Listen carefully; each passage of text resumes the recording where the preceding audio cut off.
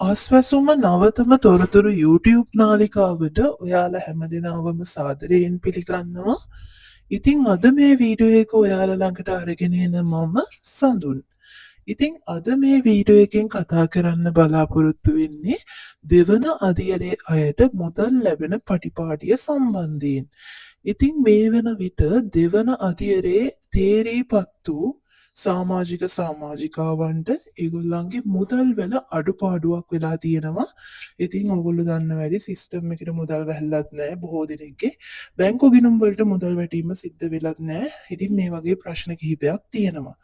ඉතින් මේ ගැටලු විසඳෙන්නේ කවද්ද කියලා තමයි අද ඕගොල්ලන්ව දැනුවත් කරන්නේ. ඉතින් මතක් කරනවා අනිවාර්යෙන්ම අස්වැසුම නවතම තොරතුරු YouTube නාලිකාව subscribe කරලා බෙල් සලකුණත් ඔබලා දිගටම එකතු වෙලා ඉන්න.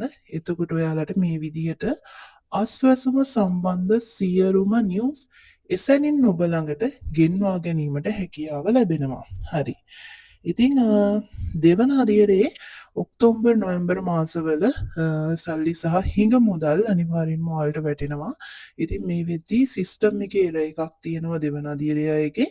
ඉතින් ඒක අනිවාර්යෙන්ම ඉදිරි සතිය තුලදී ඕගලන්ට निराකරණය කළා හිඟ මුදලුත් ඔක්තෝබර් සල්ලිත් ලබා දීම සිද්ධ කරනවා. ඔයා දෙවන අදියරේ තේරීපත් වෙලා ඉන්න කෙනෙක් නම්.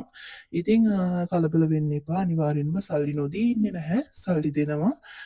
සාමාන්‍ය කාලයක් මේකට ගත වෙනවා. ඉතින් ඒ නිසා ඉවසීමෙන් බලාගෙන ඉන්න කියලා තමයි ඔයාලට දැනුවත් කරන්න තියෙන්නේ.